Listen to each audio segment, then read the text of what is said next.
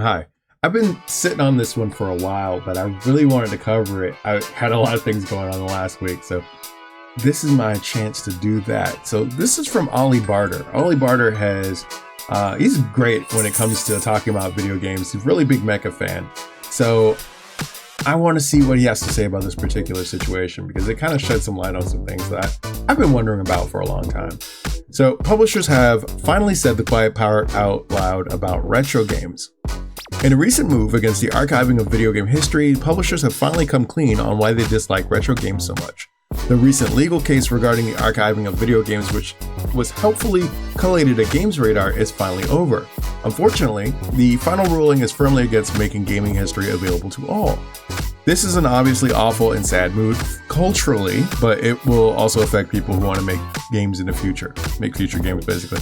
After all, imagine not being able to go to a library and read the works of Charles Dickens, E.M. Forster, or any other historical author.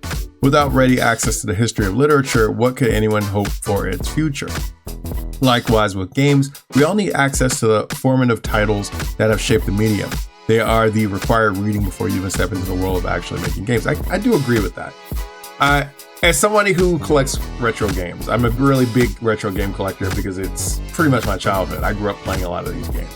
So having it accessible for people to actually understand what it takes to make a video game, you would think that people would be more willing to do so, but there's a lot of roadblocks. A lot of companies that are basically trying to protect their own IPs, or they feel as if making their IPs available or having preservation options available might be detrimental to their business.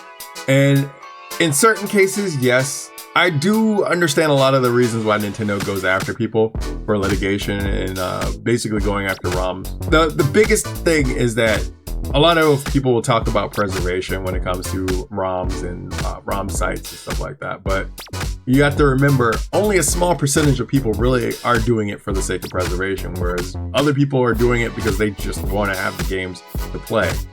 Now, and you got to be honest about that, whether you want to play this game for free or not. If you just want to basically have ROMs available to play them whenever you want them, that's fine. But you really gotta be honest about that. Otherwise, it just kind of comes off as disingenuous. I have a twofold thing, whatever. I want to play those games that I missed out on. And I also want those games to be there for the future generations. I want my kids to be able to have the games that I own in the event of me passing on. And that's why I keep the hard copies of all the games. I have about 230 NES games. I have a bunch of games from various consoles. And I have like a rather adequate Steam collection, probably about 240 Steam games. But those, as we found out, are basically rentals and not necessarily my property. Now, GOG, I've been kind of slowly amassing games through GOG because they are willing to let you keep your own games and preserve those PC games that came out in the past for future generations. And I do appreciate what they're doing with that. So there's that. Likewise, with these games, we all need access to the formative titles that have shaped the medium. They are the required reading before you even step into the world of actually making games. However, the motivation behind this perfectionism is profoundly disappointing. Again, it comes from the festering den of iniquity, games publishing. So this is a tweet from Frank Cifaldi. I am proud of the work that we and our organizations have partnered with did try to change copyright law. We really gave it our all. I can't see what else we could have done. This fails the needs of citizens in favor of a weak sauce argument from the industry and is really disappointing. Video Game History Foundation. Today, the U.S. Copyright Office announced that it would not support the needs of liberties and archives to increase access to the video game history, leaving over 87% of classic games legally inaccessible through any practical means. While we are disappointed, the fight is not over. See our full statement here. So they basically said, no, they're not going to do that. But here's the thing. The majority of those publishing games, those old games, whatever, they are sitting in limbo. There's a lot of licensing issues that are involved in things like this, and this is pretty much the largest of the problems. So what do you do with that? And that's a good question, because I really don't know the answer to that. I don't really want to play the type of person that knows the answers to everything, because I don't. I am curious of how we are going to, if preservation is really the thing that we're looking towards, how do we solve this problem? How do we make this problem better? And that's a question that really for the moment, I have no idea. A lot of people don't even preserve their own stuff, and that's something that really needs to be considered here. In the case of the Ninja Gaiden collection, they're missing a large portions of the old games. So trying to bring back a lot of the things, or try to bring back a 1-1 presentation of what they put out there originally, or have it available so they can actually up-res and make the necessary quality of life adjustment to. Very difficult, very tough. So who knows? With all the layoffs across the game industry to compensate for rampant budgetary overspending in publishing, I do agree that there's tons of overspending in the gaming industry for a lot of dumb reasons. The reality behind keeping retro games within a paid walled garden is about charging new money for old rope and controlling the market to force gamers to play new games.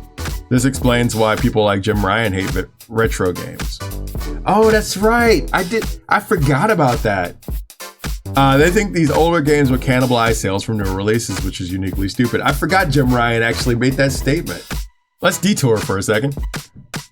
Courtesy of Time, who interviewed both Sean Layden and Jim Ryan of Sony, it seemed that the management there still doesn't get what all the fuss was when it comes to backwards compatibility on the PS4 and the appeal of classic games. See, this goes back to the backwards compatibility discussion. This is why you're seeing the issues that they're having with the PS5, and why instead of actually making everything backwards compatible, they would rather run these games and charge you for those games to play again. Even if you still have those games in your library, you can't put those games in and play them without having some sort of issue. And they want to monetize that into perpetuity. So when we dabble with the backwards compatibility, I can say it's one of those features that is much requested but not actually used that much. That, and I was at a Gran Turismo event recently where they had PS1, PS2, PS3, and PS4 games. And the PS1 and PS2 games, they look ancient. Like, why would anybody want to play this? We can't play these things because they're old. And I've seen that mentality in movies where people legitimately had stated that. They put on older movies and somebody was like, I don't want to watch this movie, it's old. I'm like, what the fuck are you on? Hey, what's this in? So Jim Ryan is Sony's head of global sales and marketing, so it's somewhat mystifying to me that he's making the argument at all. The whole point of backwards compatibility purely is an exercise in marketing and PR, in that having the ability to play classic games, even if you've never actually would, adds another reason for prospective buyers with old PlayStation game collections to pick up something like a PS4. Yes, it's a value addition. You are adding value to that product. Being able to play my older games on a newer console while waiting for newer games to arrive is a value. It tends to, escape people. It escapes people. Having the value of that enhances the quality or the reasons why you would actually want to purchase that product. And that's the end all be all of it. If you want somebody to purchase something, you would instill some value there. You want a reason why you want to purchase this thing. It's not just because it's a new thing or whatever, because like PlayStation 5 proved that even with the newer hardware, there's really not much to play on it. Like I said before, the console has not justified its existence to me. Having a lot of first-party games from the jump would have helped more. Having a strong lineup from the get-go would have definitely helped. But this is the people that are in charge of the PlayStation. And these are the people that are causing the problems that are making the PlayStation 5 not a viable console, in my personal opinion. We've had a decade to prove that AAA games are not viable in a business sense. The budgets and returns are not sustainable. However, to get these massive budgets off the ground, industry effectively eliminated mid-tier games. These mid-tier games are what kept the medium alive and allowed it to flourish, simply because there was a greater amount of functional variety to cater to people's disparate tastes. Retro games are also a part of this cultural ecosystem, and they're now off limits and get kept by clearly inept and greedy publishers. Today is a sad day for gaming, but in some sense, the openly brazen attitude of publishers is definitely something the gaming community won't forget in a hurry, and I do agree with that. I think that if this is the mentality that's keeping retro games from actually being played by newer people that are actually interested in those games, you're going to see that play out in other ways, or you're going to see the consequences of that play out in different ways. I think the issues with the AAA market right now, especially with people remaking games but not understanding why those games are good in the first place and trying to put current year things in them like yellow paint and all the other stuff, despite there's plenty of things that existed that had you testing or checking certain things. I feel like a lot of the stuff that we do now with remakes is dumbing it down because we seem to think that the entirety of gamers have the mentality or capability of the worst of us. The dark side feels out there. You're building games specifically to cater to the dark side feels out there, even though a lot of the stuff that he does is fucking performative at best. Like, I'm pretty sure he's not as dumb as you think he is. Catering to those people because you're assuming that the entirety of us are as stupid as that persona. Just kind of shows that you're out of touch with the actual gamer and you're out of touch with the consumer.